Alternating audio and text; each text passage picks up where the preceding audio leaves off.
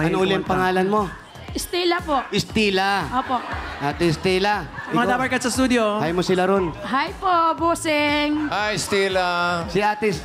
Ayan. At taga saan si Ate Estila? Makeup. Tagaliti po ako. Napatira lang po ako dito dahil sa mga kapatid ko po. Tama ka, Alan. Kaya Estila, Tagalite.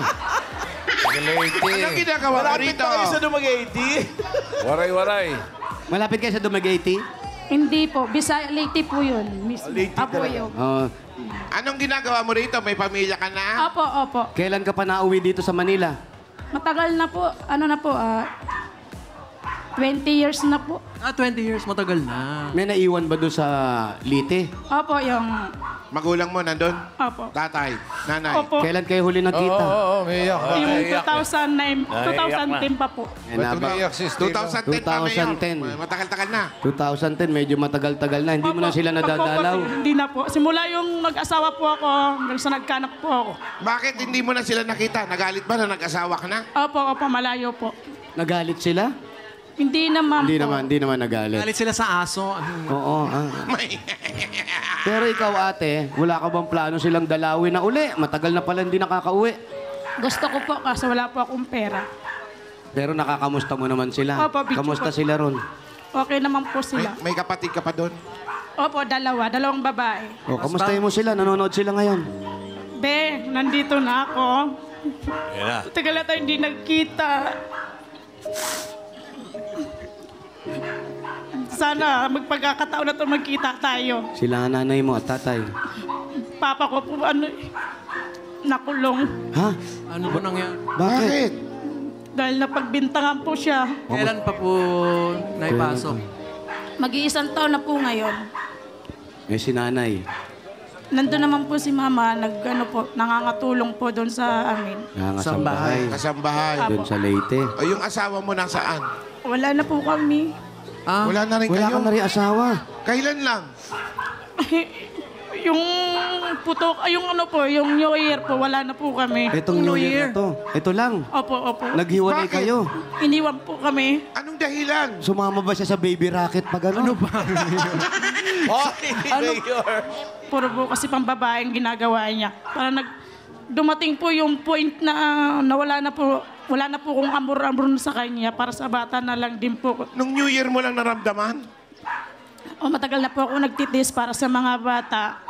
Alam mo, minsan yan ang hirap ng isang babae. Titiisin nila kahit anong ginagawa ng asawa nila para lang sa pamilya. Opo. Pero dumarating din sa punto na pwede nang umayaw, di ba? Puro, napagod na po ako. Puro na lang patawad. Pero ang mga anak mo, patawad. nasaan? Nandito po. Kasama mo. Opo. Ilan po ang mga anak nyo? 3 po. Bakit kaya hindi ka nalang umuwi sa probinsya? Total, wala na rin naman siya. Kasi hanggat nandyan yan, baka mamaya pupunta-puntahan ka, maamo ka ng konti, magbabalikan kayo, tapos gano'n na naman ang gagawin niya. Yun na nga po, Amin, yung pinatawad ko po suggestion lang namin Opo, sa'yo. opo. Kung pwedeng umuwi ka na lang ng probinsya, total, meron ka ng puhunan na makukuha ngayon Opo. para kasama mo sila nanay, tsaka sila tatay. At least, magtrabaho ka man, may pag-iiwanan ka ng mga bata. Okay sa'yo? Opo. Oli ka na, alis na tayo. Ay, Mayor! Teka lang. Agad? Paano yun, Mayor? Hindi siya nag-celebrate ng New Year. O, paano nga pala yung New Year mo? Dahil wala yung asawa mo. Ano po, hindi. Yung alas 12 po, nandun po siya. Tapos umalis po siya ng alas 4 na wala pong paalam sa amin. Tsaka hindi na po siya nagpaparamdam sa amin.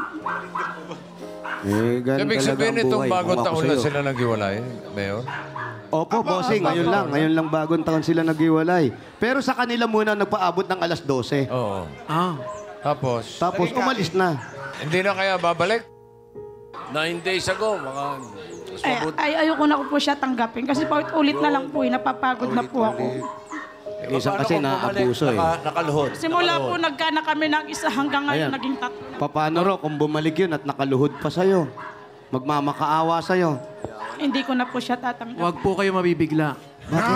Andito ba siya? Paraanin nyo yung may nakaluhod, no? Wala. Mayor! Oh, Kaya pala, hindi pa makaalis nung New Year, marami daw sinturon ni Judas doon sa kalsada. hinintay matapos yung putukan. Pero kung sa tingin mo, okay na yung decision mo. Kung para sa'yo ha, uwi na lang ka ng probinsya.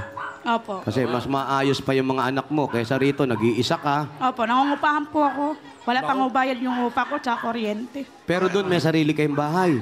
Opo, mayroon po. Yung papa ko po, bahay po nila. Oh, yung pala eh. Malamang mas maganda ron. Doon na lang kayo ng mga anak Para mo. may kasama si mama mo. Tsaka maganda rin naman ang eskwelahan na rin doon para sa mga bata. Opo, Yan ang mayroon lang po tinatawag malapit na- lang, lalakarin lang po.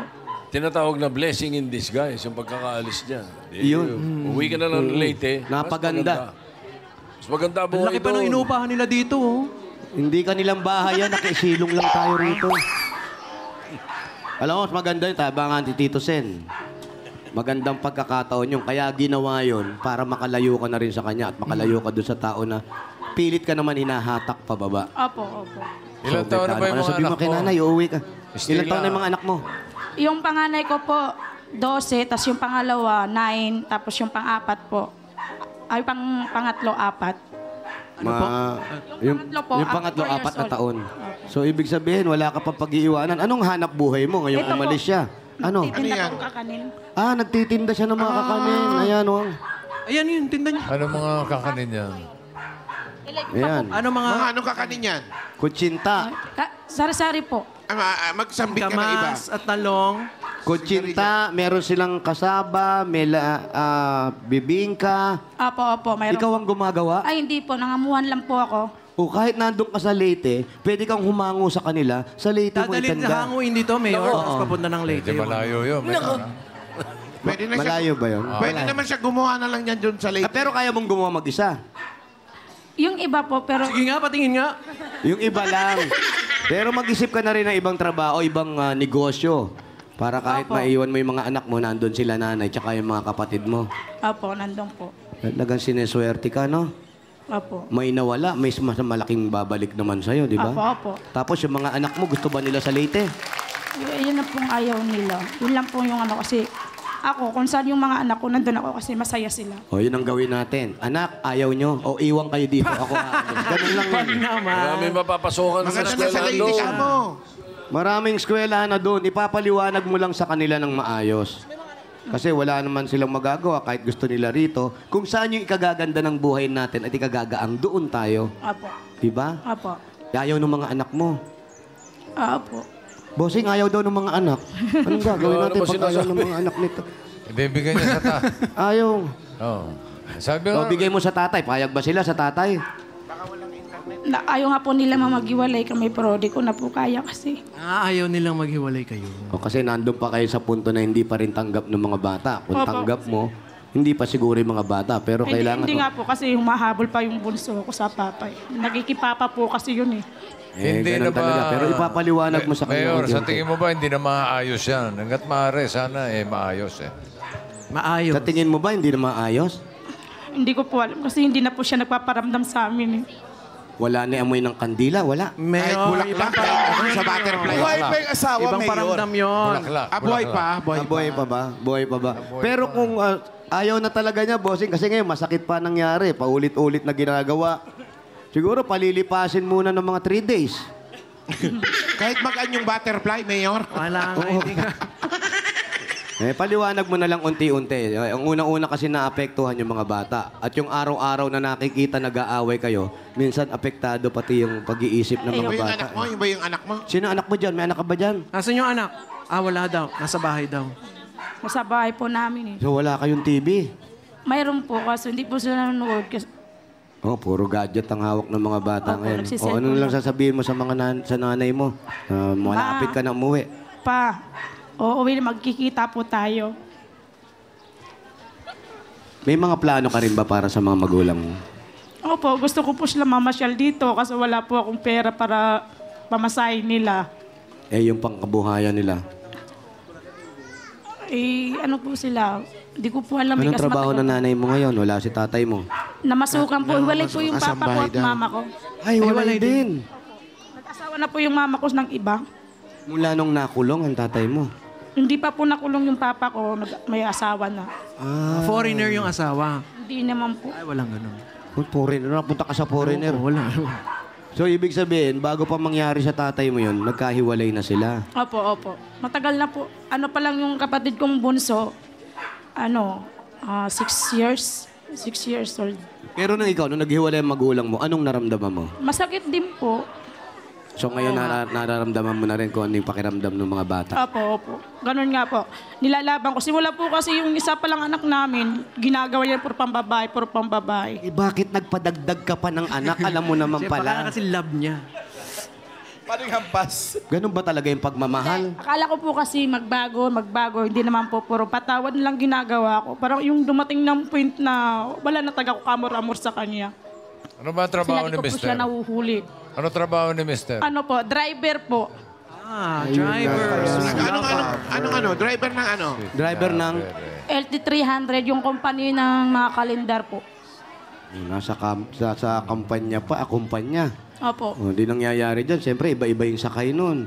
Hindi ko po alam kasi. Pogi ba yung Nahuhuli asawa niyo pa? Paano niyo po nahuhuli? Oh, paano mo nahuli?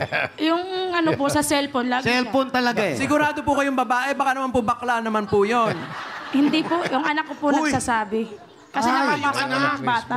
Ano nabasa? Ay naku, huwag natin yun. Baka pati yung bata magka-trauma. Pero anak pala yung bata pang nakahuli. Opo, siya po nagbasa. Siya po tumawag sa akin ng alas 12. Kasi sinama niya po dun sa Maynila. Tapos, Sinama niya yung anak mo. Tapos, inakita niya daw sa cellphone. Sinade sa akin na yung papa na daw may babae.